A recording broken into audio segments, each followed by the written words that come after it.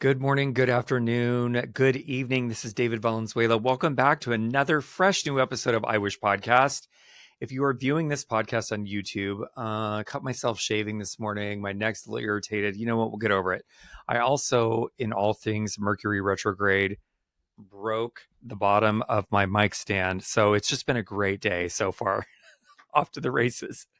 We also had an earthquake this morning too, which we had the last time we did a podcast. There's tsunami warnings for the West Coast and Hawaii. Whatever you guys would make it happen. On today's episode, I wish that I could have Crystal Knapp of Crystal Aesthetics by Crystal in Indianapolis, Indiana. She has been a phenomenal Wish partner, and I cannot wait for her to explain to you how she built her first book of business, how she's doing such phenomenal retail and service numbers, and she's doing all of that with working 3 days a week as a full-time mom. So buckle up. This is going to be a great episode. I can't wait for you guys to hear. Okay, but tell me about how did you learn about Wish in your practice, being a newer brand? I'm always interested to hear how Wish came into your life. So it was actually on one of the Facebook groups, like the Aesthetics Facebook groups. And you actually had commented back to my comment specifically, but I had said how I loved the ingredients, but the packaging, I was like, I don't love the packaging. Do you remember that? I do. And you're like, don't judge. And I was like, oh my gosh, I feel terrible. Like, because of course, then I had to deep dive into who you are. I was like, that's literally the owner of the company. And he just saw that I don't love the packaging, which now, of course, I absolutely love it. And it fits with the aesthetic and everything perfectly. But yeah, at the time, I was huge deal. Yeah. And you know what? I love it and I appreciate it. And trust me, I am a packaging aficionado. I'm constantly looking at ways to improve. There's obviously thousands of packaging options. It gets to be a little complicated when you are looking at, when you want to do custom packaging. Couple of things, you guys, side note, not to get on a tangent, but you really need large MOQ, so like 10,000 units. So if I was going to produce, let's just say Emerge in a custom bottle, my minimum order is 10,000 units, and it usually takes about 12 weeks. So it's an investment. You're paying for all of that up front, and also timing for things to actually get executed. So the airless pump situation is the most robust. Clients get every last drop. It's contamination free. Fantastic. Yes. You know, everyone loves the pumps. Yeah. Yes, I know. It's a good, that is and make sure that people don't overuse, waste, or contaminate. Yes. Okay, so let's talk a little bit about your, you have a thriving, so you guys, I love highlighting on this podcast. We'll talk about a formal intro in a sec, but I love highlighting people that are doing things really well. Crystal, obviously, full-time mom, 2 beautiful kids, husband, sports, the whole thing. I see all this stuff happening on Instagram. Talk about how you decided, Crystal, that you were going to work 3 days a week and how this works out for you. Okay, so originally I did not work 3 days a week, but after I did start having kids, which I have 2 boys, both young, so obviously super busy, like you said, but I was having a hard time balancing my home life with my work life. Yeah. So in the long run, it worked out better for me to go down to 3 days a week. Also, once I got more busy too, and I was able to cut back to what I wanted to work versus, coming in anytime a client would text me, I would jump through the hoops to make sure that I was there or bending over backwards. But yeah, definitely, it definitely is a little difficult sometimes, but we make it work. You make it work. Well, having the working 3 days. So you said a couple amazing things. One, you set boundaries for yourself. And that was like my family. I have 2 small boys now. So obviously, shout out to all the moms out there. It's more than a full-time job on top of your other full-time job and your other full-time job. Literally. I know. I remember. Yes. I remember. So I have 2 siblings younger. And my mom and dad both worked full-time. So when we were growing up as kids, I remember my mom would pull in the driveway. She was wearing pantyhose. She started taking her pantyhose off, but she was like a machine. She would literally go get on the phone with one of her friends, but she would throw in a load of laundry on her way to the kitchen before she would start making us dinner. And it was just like this cycle of chaos, but it was executed every day. And everybody got to eat and everyone had clean clothes. Everyone's alive. We're in survival mode. Yes. I love that. So also part of working 3 days a week, you have been able to, obviously you're booked, which is amazing. Those, I know people Yes. probably want more time from you. Yeah. That's a thing. Yes. But talk to me about where did you learn your strong retailing skills? Because obviously I see your orders. I know you're growing. I know you've got a strong, robust retail business. Where did that learning come from? Honestly, I have no idea.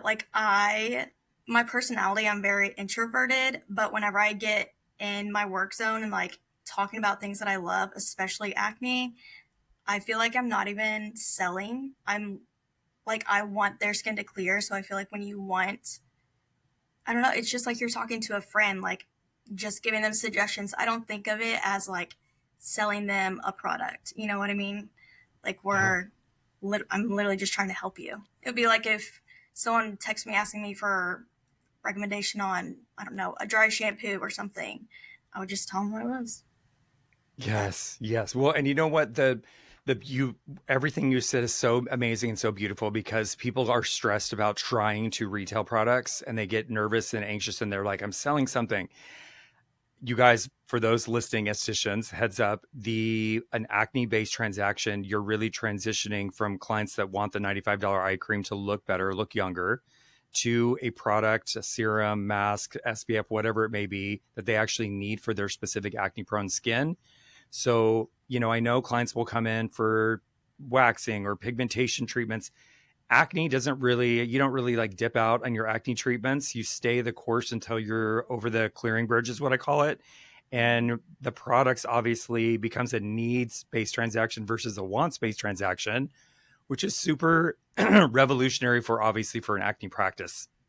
Crystal, talk about, so knowing you've got a strong business, how many years have you been open?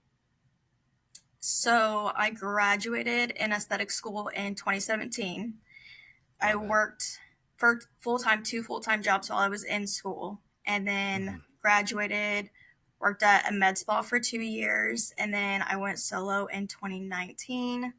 And then, honestly, whenever I first graduated and went solo, I kind of was doing all the things, all the treatments. I was still trying to figure out what I really liked. Yeah, Um, and then kind of niche down to the acne in like 2021 ish. I And then love it. blew up from there. Thank goodness. Well, you know what? For those, I know I talk about it all the time on every podcast that it's the largest skin condition in the United States. Number one, ranks eighth globally. Women, I'm going to actually talk about this in our pro group, but women are actually becoming the higher predominance of being diagnosed with acne as adults. So there's even more opportunity continuing to grow. There's some dermatology chat around. We've been treating acne the same way, since the 60s, and yet here we are in 2025 and the prevalence is so high. Maybe we need to change some of our methodology. And I was like, duh. I know every single client that comes in that has been to a dermatologist, they've done, I'm not joking, cookie cutter the exact same things. Like they don't even have to walk me Yes. through it. I already know what they've done. I already know it. Yes. It's that same antibiotics, spironolactone, maybe Doxycycline. Accutane, doxycycline, right? Yep. And there's a new topical that's been people have been asking me questions about in the last couple of weeks called Winlevi. I don't know if you've seen any I've clients with seen a this yet. commercial Okay, so on yeah, so TV. here's I went to the website and it actually says on the website it is unknown how Winlevi affects acne, which I thought that was very interesting. But it was Wild. designed for 12 years old and younger. So the prevalence of acne, obviously young preteens. Mm-hmm. But it's also just for sebum regulation. So it's covering just one area, like most medications, bacteria, oil production. Like we're not covering the whole cascade of acne. We're just Right. covering little symptoms along the way.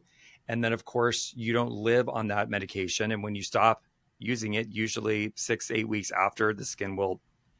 Anyway, I love that. So let's Literally talk. just a band aid.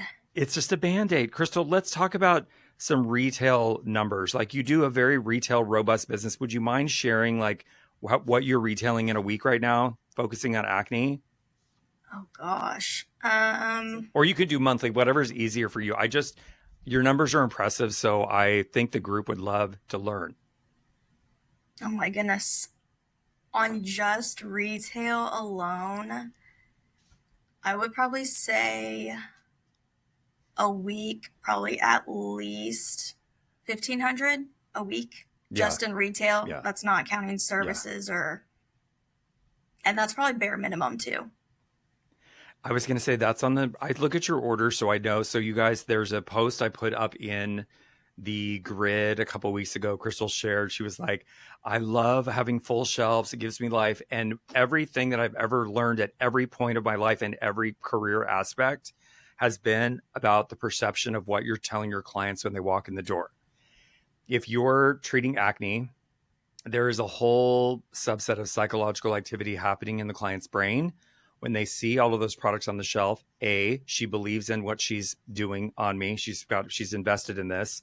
And B, it's going to be here when I need it again in the future. So full Yes. shelves. And we used to say in back in the day, volume creates volume. You don't go into a grocery store and there's like one item left and you're like, what's wrong with it? Mm-hmm. Yep. Nobody wants that Yep. one item. So it's a whole different thing. So I love that. Thank you for being a wish partner. I love that. Graduated 2017. That is awesome. Okay. So I'm going to do a little click here and I'm going to do an intro. Welcome, everybody. My name is David Valenzuela. Welcome back to I Wish Podcast. Today is Wednesday, July 30th. Last time we recorded a podcast, we had an earthquake, and I hear there's tsunami warnings for Hawaii and the West Coast this morning. So I don't know what kind of seismic activity is happening, but we'll just chalk it up to 2025. Um, as my guest today, we have Crystal Knapp, Knapp, correct? Is how you spell your last name? Or Knapp. Knep? Yes. Okay, so literally, I remember Knapp. So my maiden Knapp. name is Nepper, Knepper, and then it changed to Oh, Knapp, Knapp. Literally okay, that's everyone, it's the craziest thing. It's bizarre. I know. it's It's all fine. We good. I roll with love it. it. We roll with it.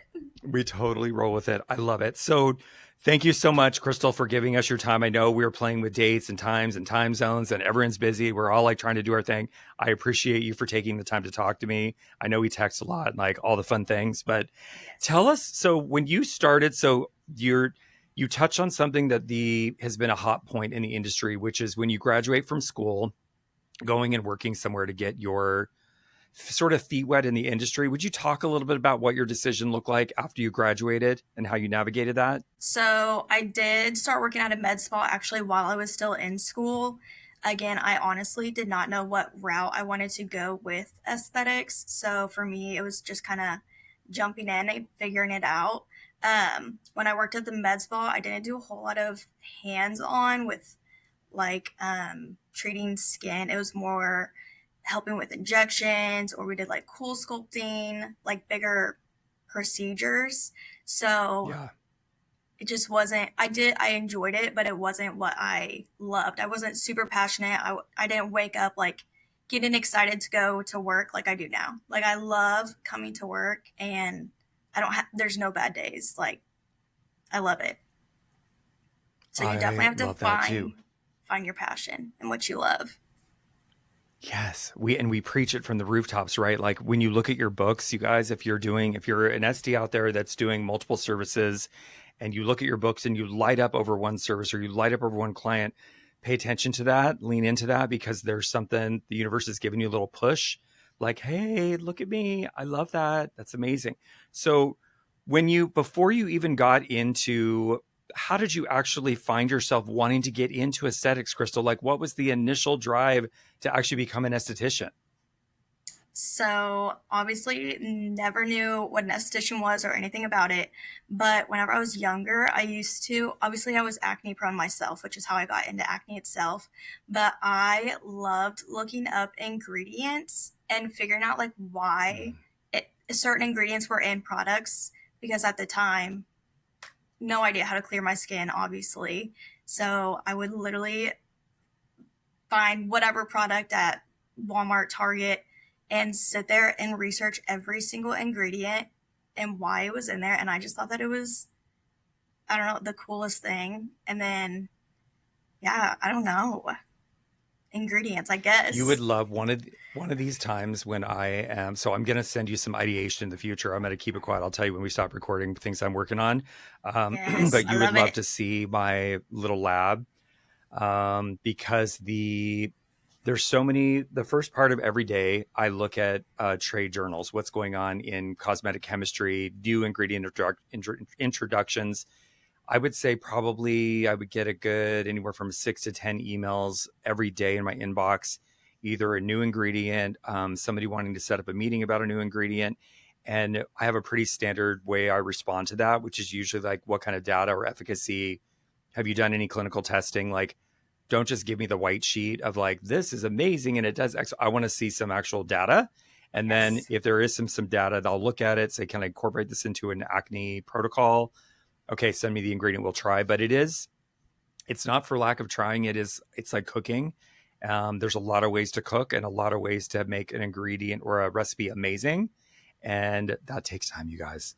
It takes And time, trial and error. I effective. love that. It does. So when you actually, so you made the decision. So how did you actually, when you worked at the med spa, you learned a lot of med spa stuff, cool sculpting, you got to see injectables, work in the physician aspect of it, which I think is interesting, Crystal, because a lot of newer estheticians, when I go to speak at a school, I ask the question, what do you want to do when you graduate? Hmm. And I'll say, who wants to work on a cruise ship? Who wants to work in a day spa? Who wants to work in a med spa? And everyone's raising their hands that I want to work in a med spa. I'm like, all right, you're in California. So what are you going to do in the med spa? Like, there's kind of a perception that you obviously are not doing injectables. You have hopefully a Right. doctor oversight. There's usually a nurse in the practice somewhere. But the services that you're going to be providing in that space, if you've got a physician that's willing to funnel you clientele, fantastic. But it's not any different from anybody having somewhere else in their solo space. Like, you're not firing lasers in California. You're not doing injectables. It's a very different thing. So I just go to the why, explain to me why. So when you moved into your space that you're in now, Aesthetics by Crystal, how did you start working on building your first book of business? Oh gosh.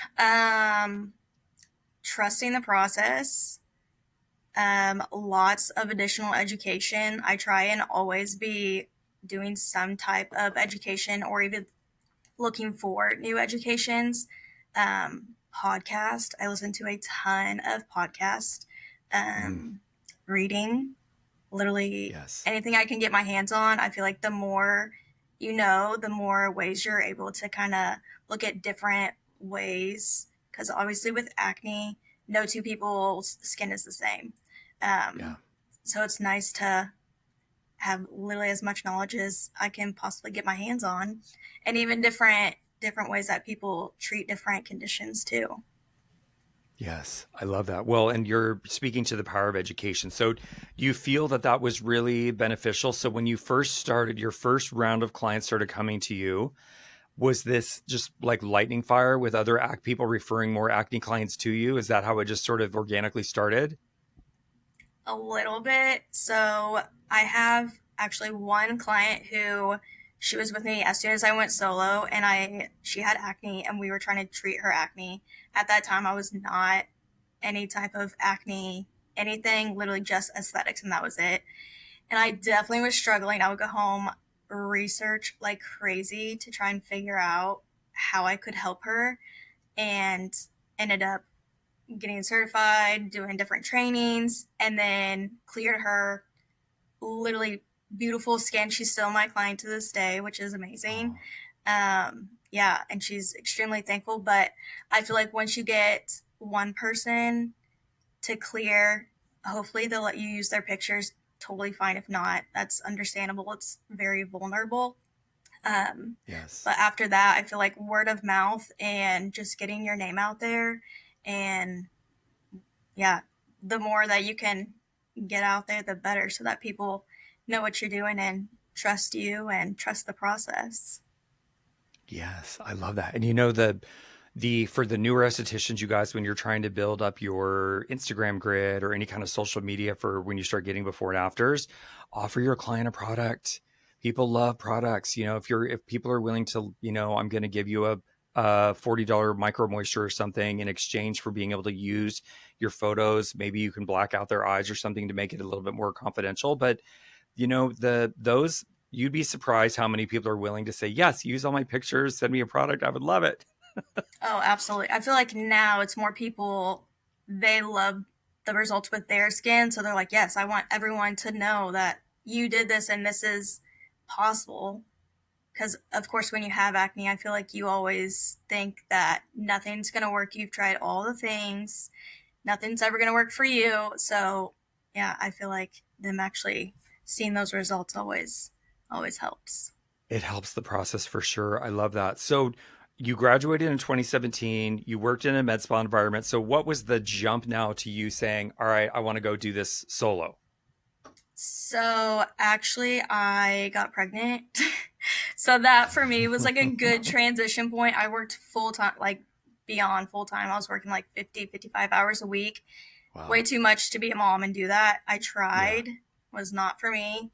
Right. And unfortunately, they did not have part time. I was actually the only esthetician at that time. So I decided to leave. And this was also getting closer to COVID. I'm Yeah. pretty sure. Yeah, pretty close to COVID because whenever I started solo, it was as soon as COVID stuff started lifting here in Indiana, which was also crazy to try and do that. That was nerve Yes. wracking, Yeah. but I know it feels like when I think back about it, it feels like a dream. Weird, just a weird, oh my very God, it's a weird. weird time.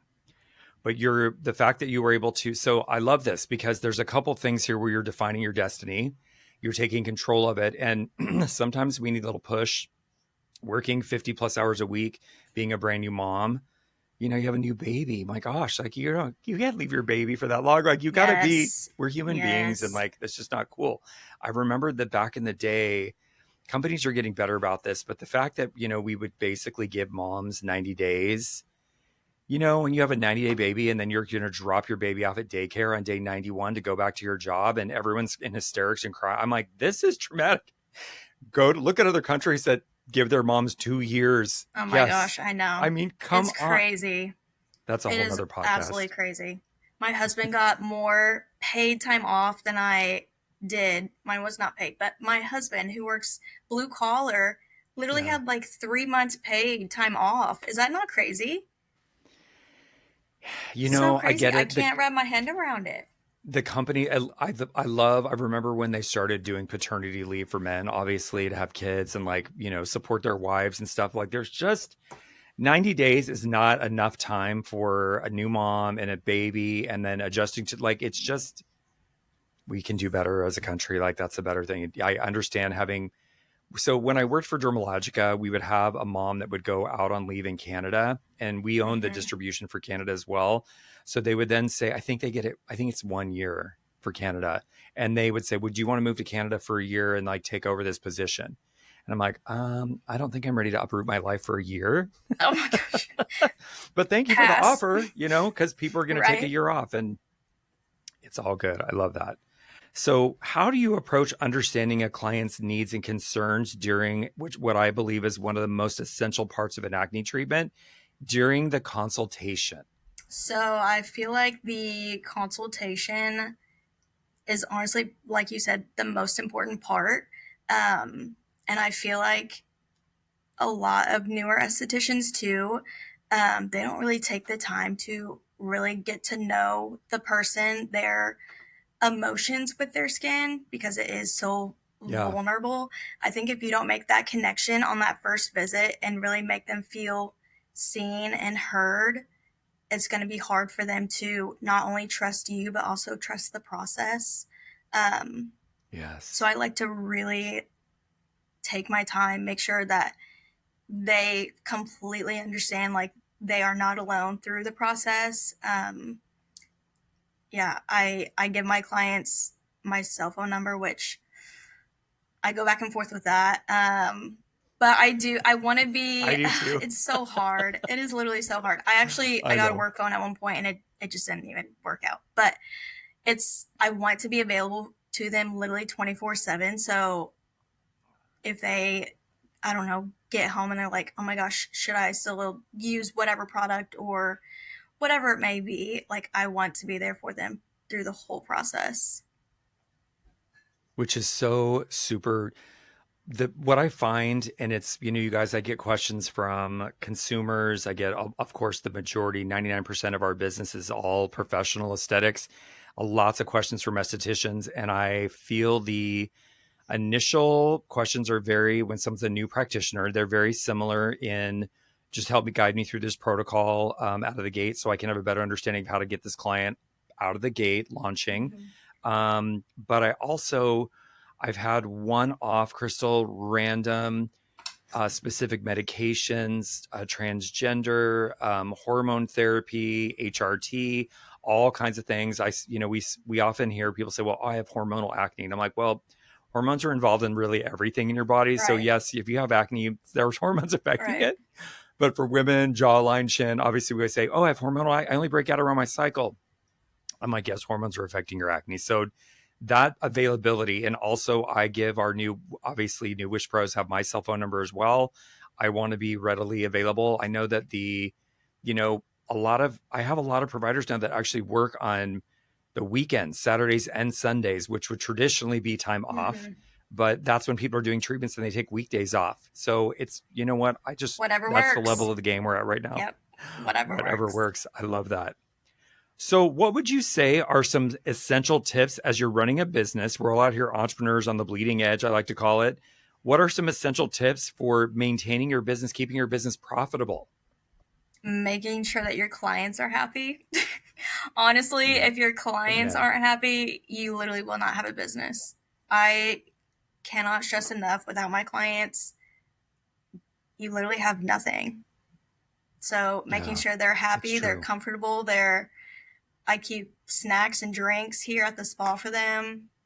Like, I feel like all the little things that adds up, and they notice that and appreciate it, and got to keep them happy so I can stay busy.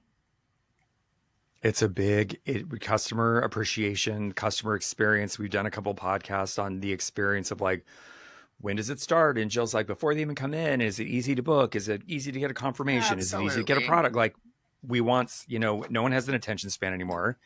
And the last thing you want to do is be like clicking around for minutes and minutes and minutes trying to figure out how to book an appointment, how to get a product. Like, everything has to be easy, you guys, in 2025 and beyond, like easy. We don't just the click out rate are when people get frustrated, they're not, obviously I'm we definitely understand the guilty of attention that. span because we're all, Yep. That's me. If I go to book a well, I'll, massage, if I can't like do it within 30 seconds, I'm over it. I'm done. Like, if I have to log in or yes, something, I'm like, no, I just want to click, click, click. right. And make it super easy. And if Yes. you're going to, the practices that do a good job, whether you're going for a medical service and they will give you the option to fill your paperwork before you go in. I go to see a dermatologist here in the Valley and they make me fill out the same paperwork Every time. every single visit. Irritates the shit out of me. Yes. And I'm like, you guys, I haven't moved. Nothing's changed. Like, really? No, I feel like he probably got involved in some sort of litigation at some point. And so he's like, this is just going to be, Probably. it's just annoying. So I try to do it digital before I even get there. So I'm like, come on, come on, come on. Let's go. Let's go. I love that. So, Crystal, let's talk about some key ingredients. So, obviously, being focused in the acne space, what are your go-tos? What are your favorites for obviously acne? But what are some of your favorite ingredients that you work with on the daily? Okay, definitely Mandelic, which I feel like is, when I started aesthetics, it was not a thing at all, I feel like. Yeah. But now I feel like Mandelic, it is definitely as good as everyone hypes it up to be. Yes. BetaGlucan, which that was actually one of the things that stood out to me whenever I was looking at different acne lines, is that you incorporate BetaGlucan in so many of your products. I Yes. I love it. I literally would douse my entire body in it if I could, honestly. Um, I mean, of course, like the hyaluronic acid, but I feel like Mhm. beta glucan is here to take over hyaluronic and niacinamide. I'm here for it. I love beta glucan. I do too. And you know what? The thing that stood out for me is So you guys, BetaGlucan, there's several ways it can be, several different derivatives of it. We use a version that's derived from mushrooms. But here's what most people don't know. There's an antioxidant value associated with beta-glucan. It is an oil-free ingredient, so of course non-comedogenic is not going to mess up an oil-prone or an acne-prone skin. But the part that's even most amazing is it actually can hold more weight in water than hyaluronic acid. So it's more of a humectant. Hyaluronic acid's not giving you sodium hyaluronate. It's not giving you an antioxidant punch. Obviously, it's synthesized, and yes, it's been used in, it used to be patented way back in the day, like in Really? this, who is it? Like Lancome or like one of the big brands had a patent on it. Wow. Patents run out, just like drugs become generic. Same thing happened, and then literally took over the industry. Like, can you imagine? You cannot use hyaluronic acid. So, love beta glucan for that. There's more coming in that part of the story, of Oh, course. I love it. I love that. Love it. So, in your experience, Crystal, what role does lifestyle, factors like diet and stress, play in somebody with acne-prone skin? I feel like lifestyle honestly plays just as much part as the skincare or even treatment part. Um, but I also always make sure and preface with my clients to never change anything that's not going to be long term sustainable, especially whenever it comes to like diet. Don't ever change anything that you're not going to be able to or even want to keep up with long term, because what your acne is going to come right back if that is your trigger. But yeah, I Yeah. feel like it's honestly all the little things that add up and creates just that perfect storm to cause the breakout. Um, but the little thing, wiping your phone down with an alcohol wipe, your pillowcase, Yeah. free and clear laundry detergent, no fabric softener, like literally the most random things, picking your skin. That's definitely probably the hardest one for my Yes. clients. But yeah, the little things definitely add up. So lifestyle. They do. And they can be, I don't know if you can see this right here on my face. Actually, no, it's right Oh there. yeah, I see it. I'm going to talk about this on a podcast because I talk about lifestyle. I was wearing these sunglasses. They're old Pradas that I got probably like 10, I don't know. They were like $500 and they were in a drawer. And I was like, I'm going to wear these because my other glasses, the new Pradas, broke. And it was rubbing my face, and it's hot, it's sweaty, whatever. And it started to, obviously bacteria was like blowing up, getting bigger. And I did a whole like case study, Crystal. It's so weird, not to geek out on a side tangent, but I actually went to a dermatologist practice not out here in the Valley. I did it in Northern California, so no one knows who I am because I'm I love asking it. weird questions. Because I wanted to test for myself firsthand about the lasers that they use specifically for acne. They're kind of getting a little bit of notoriety, and I will tell you my experience. This is now a month late, and I have a little concealer on it to try to cover it up a little bit. But the shooting it with the laser, I ended up getting a facial 2 weeks later. She did a proper extraction. Had I done a wish protocol on the breakout at the very beginning, it would have been gone for a week, and I would not have this. I would consider this Yep. PIE, very pinkish skin, obviously, as opposed to a darker or brownish spot. And it just went to prove that you guys have all the power. You have all the power. I'm like, this laser, I'm telling you, this office, not only is this a very well-known dermatology practice, they have like 8 locations. I think they even have some in Florida. It's a big deal. They know what they're doing. And I'm like, but our estheticians know more. Amen. You guys do. You do. You do. So right now, Crystal, obviously you're seeing what's happening in a lot of the aesthetic forums and things. Do you see any challenges that skincare professionals, yourself or not included, that are currently facing, and how you we see this stuff in Facebook, right? This is happening. This is happening. This is happening. Do you have any examples top of mind, and just you want to say to somebody like, you should be doing X? As far as skincare or more with like a provider. Yeah, think of it like business challenges that, we're in an interesting economy right now, can be good or bad, that some people are having their best life ever. But do you see anything that you would address, in our aesthetic professional channel that you know how to overcome? Oh my gosh. Honestly, a lot of that I don't pay a whole lot attention to just because it's a lot. We're going to clap for that because that in itself right there is the answer. Yeah, holy cow. I don't have the time, and everything changes constantly. Everyone's mad about something. You just gotta focus on yourself and move on, I guess. Yes. Get out of the fray. Yeah. So for the estheticians that are listening to this, you guys, thank you. I appreciate all the love, and this podcast has grown legs, and people want to come on and promote stuff. I'm like, that's not what it's for. I don't monetize through YouTube. I'm like, that's not what it's for. We're here to disseminate information. But I will tell you that when like attracts like. So if you go in and post something negative, you're going to find 100 other negative people that are going to all dump on top of your thing. So you guys can all agree with each other about how horrible everything is, versus identifying a challenge for yourself and your business and saying, maybe I need to watch a Mel Robbins podcast today and get a little motivation, or do a little Yes. searching on something I'm trying to do better. There's so many free resources. I call it YouTube University.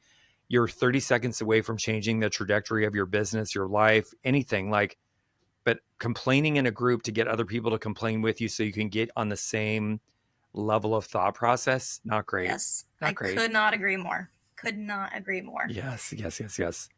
So we talked a little bit at the beginning about how you stay updated on latest trends, techniques, and products. Do you have a favorite? Do you subscribe to any trade magazines or anything for where you're learning about ingredients? Or are you just curious and look stuff up? Honestly, I'm not, but I definitely need to look into that because that sounds like it would be right up my alley. I definitely love podcasts is typically my go-to. My commute to work is 45 minutes on top of driving my boys to all their different places. So I feel like I'm in the car so much that podcast is definitely easiest for me. But I don't know. I feel like besides that, and then just watching social media, which of course you always take that with a grain of salt because you never know. Yeah. But yeah, picking up little things and then deep diving and doing my own research on top of it. I love that. Oh my gosh, I want to start clapping for that again too. So the research thing, okay, that's a great segue, Crystal, because honestly, did you go to traditional college at all before aesthetic school? I did, yeah. I graduated high school early, actually. I went and got my CNA license. Wild, I know. Started nursing. Yeah. Switched from that. I actually ended up getting my degree in elementary education. Oh, yeah. okay. Which I would never All right. teach. That is not for me. But long story short, was told aesthetics, you can't make money, be profitable, earn a living. So I was kind of pushed away from that, which of course now that person, they would never say that again because until you prove otherwise. Yeah, which of course it took me a while to make the income that I do, but my mom's a nurse and I make almost double what she does. It's crazy the possibilities that are out there. Shout out to all the nurses because it's a thankless job. And I have an esthetician actually in Georgia who decided to go back to nursing school. Everyone has different reasons if they want to do injectables or whatever. If you want to actually get into nursing, my sister is actually a nurse in Utah, and she's going to get mad at me because I don't know what her title is, but she's in charge of all the nurses for Intermountain Healthcare. I call her the Kingpin. I love that. The Kingpin nurse. But it's super, super cool. So obviously the opportunity of aesthetics being able to have a significant income, also you having traditional education. This is where I think we need to do a little bit of a better job in the industry with teaching people the power of research. Because when you go through traditional college, you guys, I'm not saying it's for everybody. I have a bachelor's degree. I went through traditional college, writing a lot of papers. Obviously, you have to learn a very traditional way, and research is part of that.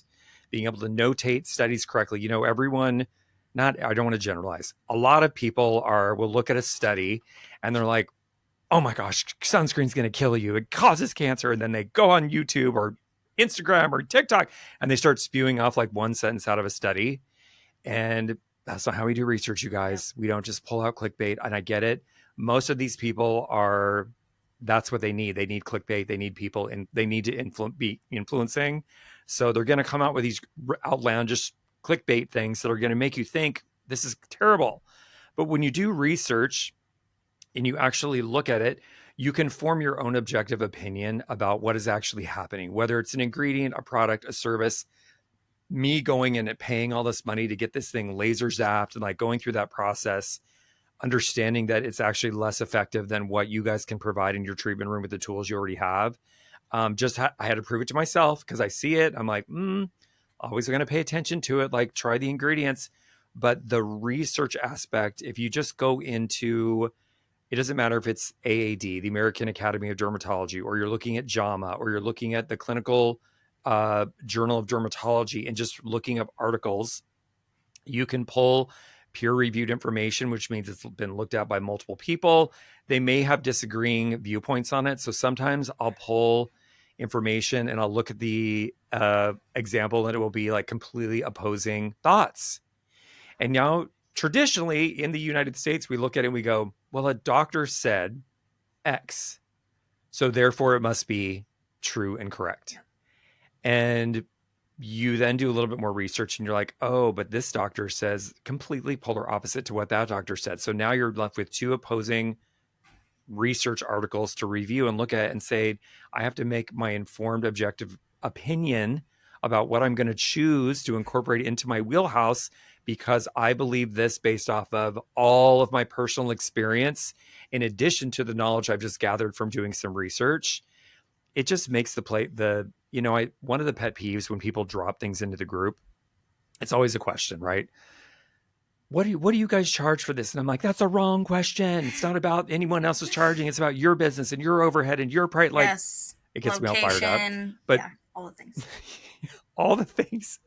But I also, when I see someone will ask a question like about a very specific ingredient, like, what do you guys think about this? And of course, I have 50 more questions. What are you trying to treat? Are you pigmentation, skin tone, texture, bacteria? Like, what are you trying to treat? Then I can give you kind of a more well-rounded answer to that. But I think you're having the education of like traditional research. It goes a long way in aesthetics because you guys, there is a lot happening. And there's a reason why we sit in the middle between mass drugstore and pharmaceutical in this cosmeceutical space, which in my personal opinion is way more advanced than what you're going to get because we don't have to go through the $1 billion drug, animal, all the things. We get to go straight to the results, which is super awesome. I love it. Crystal, are there any DIY skincare practices or at-home treatments that you caution your clients from staying away from? Can I say all of them? I mean, Yes. I feel like if it's DIY, typically there's just not a whole lot of good that comes out of it. I hate to say that. Yeah, honestly, I'm not really big on the DIY type of skin treatment or skin anything, honestly. Kind of There's a reason scary. why you go to a professional. Yeah, and you just never know like how different things are sourced or how different things will react together. I just yeah, avoid it. Not a good idea. If you're a consumer listening to this podcast and you've ordered something off Amazon and you are trying to microneedle your face at Oh my home, gosh. apply professional grade acid, just go Google. There's a lot of horrific things. You can really mess up your skin, burn yourself really badly, give yourself an infection.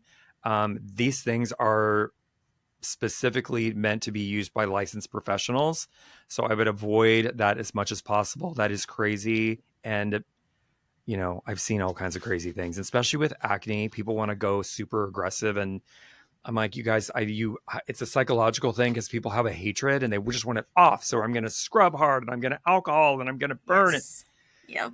No. We don't want to do that. I love that. So let's talk about, because this is also a hotbed of things that have been coming up lately. Can you talk about the importance of sun protection and how you make your clients understand the importance of SPF even while they're going through acne treatment? Yes. So I honestly I feel like I'm at a point now where I can be pretty aggressive with my clients. I did not always used to be this way, but I am very blunt and upfront with them. And the sunscreen is something I do not mess around with. Like if they are not willing to wear their sunscreen every day, inside, outside, I don't care. Like most people have plants inside their house, like they're surviving. Yes. That sun is Yes. gonna get your skin. And with acne, oh my gosh, when the sun hits your skin, it is going to go to that pigment first thing and darken that up. And you're literally just pushing back the process and making it longer than what it could have been. Literally just wear the sunscreen. I don't know what it is. I will never understand, which maybe it's because sunscreen obviously has came a long way. Like how it used to be Hmm. formulated and white, Yeah. sticky, white cast, the whole 9 yards. But it's 2025, like SPF. It literally feels like a serum. Like the your new one, the SPF 50. I'm obsessed. Well, Yeah. the light one too. I like both of them. But the SPF 50, I have Yeah. all my clients on it because I mean, it literally feels like a serum. No white cast, no sticky residue, Yeah. no smell, no nothing. Like put on the Yeah. sunscreen or you're wasting your money. Literally wasting your money. Yes. And the pigment almost takes just as long to get rid of as the acne. Yes. I think the education to the understanding the 300-page article that I read about SPF, all the chemicals, where they're at in testing, like this onslaught of European products and the filters and and I want to do actually a whole podcast around SPF because it's a very in-depth topic. But the bottom line is UV. If you see light, there's UV.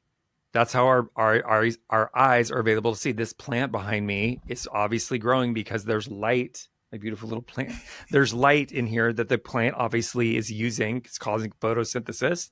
That's where UVA is coming from. UVA travels through glass. UVB kind of mitigates some of it depending on how new your house is, whatever. But if you see light, there's UV. The challenge that we have is really, yes, you're right about the people don't like the texture. So educating people about texture, making sure it's non-sensitizing, it's not going to aggravate the skin. But what's happening when you induce UV exposure to an already inflamed skin condition such as acne, you're causing more inflammation. There's more of an inflamed response that happens, A, from the heat, B, from the UV exposure. So it's just a non-negotiable, especially we're using actives and acids and we're exfoliating the skin and we want to make sure we're protecting those new cells coming forward. So yeah, Protect I the get the SPF investment. thing. Your face is an investment. You have to protect it. It is. And when you talk about that pigmentation, how long it takes to treat that pigmentation, and then you go out in the sun and you just ruin it, you're like, you really, it is an investment and it's something you've got to use daily because Yep. you don't want to, that's a waste of money. Yep. So yeah, get a one and done situation. Sunscreen and picking, that's How always do you, my biggest things with my clients. That's so tricky. Which the picking, I get that. That's a lot of psychological. But the sunscreen, oh my yeah. gosh, I just can't wrap my head around it. You're like, yeah, don't because we want you to be glowing and also just, there are certain clients that are triggered, Crystal, by different things. So when I have a conversation with a young woman, let's say mid to late 20s, and I talk about collagen degradation. So she has acne and she's talking to me about her acne and complaining about SPF. Oh, no, I'm using raspberry seed oil. I'm like, okay, it's a different Mm-hmm. topic. Oh, Hold on. yeah. But when I just ask questions so I understand what the trigger point is. So when she's talking to me about, her aging concerns, I'm like, well, if you're going to go into the sun unprotected, you're basically wasting your money and you are breaking down your collagen stores for the future. That's collagen degradation is a real thing, you guys, and you can accelerate it really quickly through UV exposure. So yes, the people I saw somebody posting last night, yes, your body does convert cholesterol in the skin to vitamin D. I'm not saying that you should never get. The first time I got my vitamin D checked, I lived in Atlanta, and my physician goes, David, do you have sunscreen in your products? And I'm like, yeah. He goes, you virtually have no vitamin D in your body. Oh Well, my of course, gosh. I'm wearing suits. I've got cover, on my hands and I had SPF on. So I will let my body we're in shorts a lot of the time out here in the desert, have exposure to the sun, but I'm not laying in it. I'm not, 20 minutes. Usually if you're walking the dogs or whatever, I always have SPF on my face, arms, hands, like protect the areas that you don't want to have damage show up because it will accumulate. People don't realize that you just walk to the mailbox every day. You walk and get in your car every day. You walk your 5-minute drive in the car every day. It You've seen adds the people up. with half of their faces where they have, Yes. yes, or the woman that wore sunscreen on her face for 40 years and not her neck. Yep. I mean, just do a Google search. You're going to see the importance of SPF. All right. So let's talk about so Crystal, you have a robust business and you've created an amazing life for yourself, being able to be a mom, work 3 days a week, have a strong retail service business. How do you go about approaching your individual clients about their routines? So do you position products at the end? Do you talk about products throughout the treatment? Where in your process are you actually executing which products you're going to go home with? So typically when someone comes in specifically for acne, I do an acne boot camp program. So before they even come in, they're sent 2 different forms and they go pretty in depth, kind of like what you were saying with the dermatologist.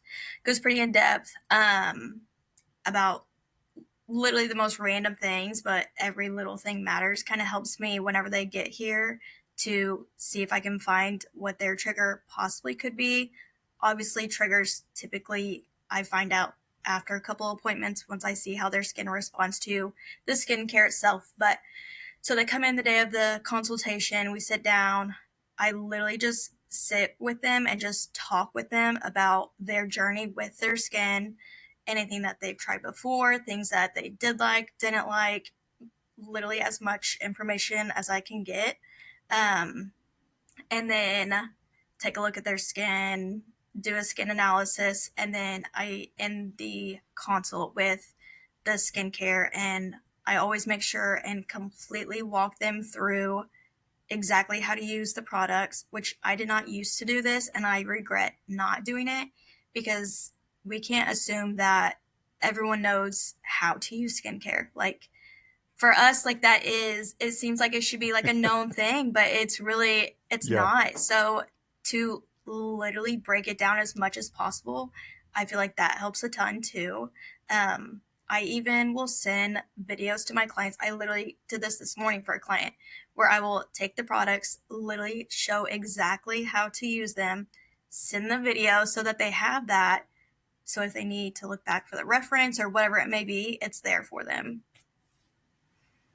Yes, I love it. And you know what? You do a great job at it. And I think that when you're educated, you guys, so when you think about when people get nervous about, oh my gosh, I have to sell retail products. I'm like, no, you don't.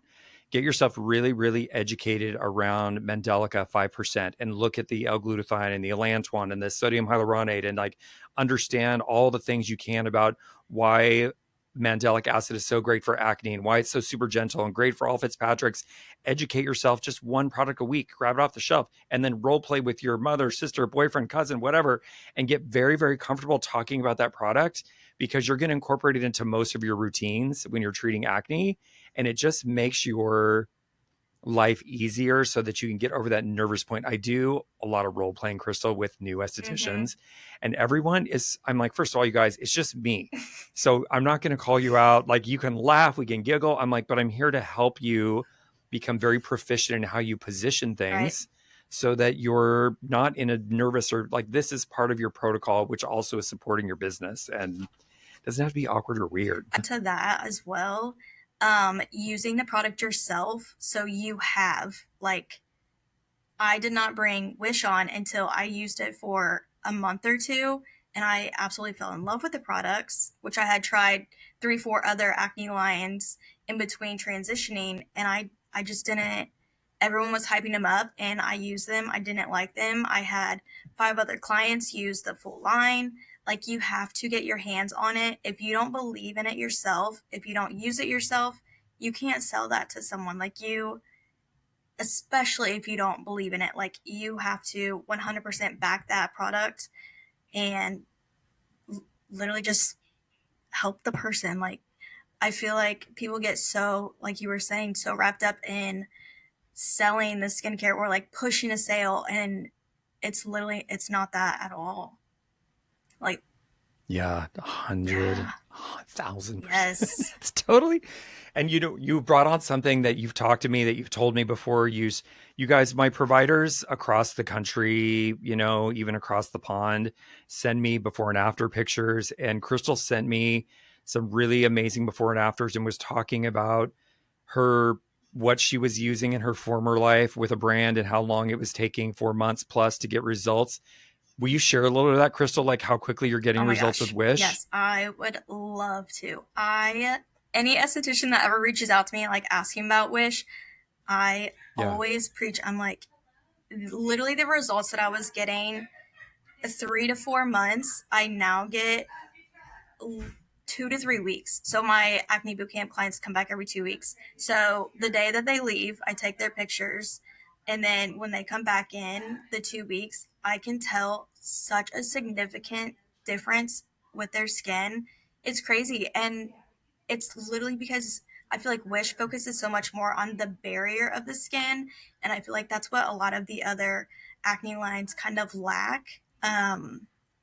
Is it's aggressive, but in the correct way, I guess. I don't know how to. yeah, yeah, Oh my gosh. But yeah, 2 to 3 weeks, I see huge, huge differences in my client's skin. And I'm, of course, blown away because I'm used to taking 3 to 4 months and literally the whole time, mhm, like, hyping them up, like, it's going to get better, it's going to get better, which typically it does. But yeah, yeah. I feel like I'm working with the skin instead of against the skin with the Wish products. Yes. Yes, yes, yes. I love that. And it is about the barrier function. It's about a lot of barrier supportive ingredients to really help the skin heal. We are dealing with an inflammatory skin condition, obviously classified by dermatology as a skin disease. So we want to make sure that we're giving a lot of love and putting antioxidants and ceramides and things back into the skin that are going to support healthy barrier function. That's how you have a healthy microbiome. The ecosystem that lives on the surface of your skin is by healthy barrier function. So I love that. So Crystal, I could talk to you for hours and Oh hours. I gosh, I mean, know. it goes by like that. Do you have any questions that you'd like to ask me? Oh, She's like, I do, but I don't know if it's hmm. something that you would want to put out there yet. All New. right. Well, you know what? Then hold it. Okay. Hold it for just a Okay. second because I'll Okay. chat with you Okay. offline. Perfect. And I'm going to just hang out for just a second. I'm going to talk a little bit about Emerge. Okay. Okay, you guys. So Emerge, we just launched actually yesterday, just came in stock. The Emerge that we know and love, this has been even enhanced with a lot more calming extracts. We've got blue flax in here. We have Avena sativa in here. There's aloe in here. There's calendula in here. There's a gotu kola in here. It just makes the cleansing experience even more gentle. You can remove eye makeup with it, all the fun things. The professional size, we are waiting for labels for this pro size again with the updated label. So just hang out for that. But the Emerge, yes, back in stock. I love that. So, Crystal, thank you so much for your Yes, time. I really appreciate absolutely. you. I love working with you. I love seeing all your stories. I know you guys, I know a lot about people's personal lives too, because we're all connected on social media. And I appreciate you investing in Wish and partnering with us. I can't tell you how much I appreciate you. It really like warmed all the pictures that people send to me, lights up my As life. it should. As it should. Literally transformative skincare line. So I'm thankful that I Love it. brought it on and get to clear so many people's skin with it. Yes. So, Crystal, tell everybody where they can find you. So Facebook and Instagram is Esthetics with Crystal, and then I'm on TikTok too. Ugh. I'm not very good. TikTok, it is Me not my either. thing. Actually, social media in Yeah. general, not my specialty, but I'm on there. Fun little videos. But yeah, Instagram Aesthetics with Crystal, and then same with Facebook. Love it. Love it. Love it.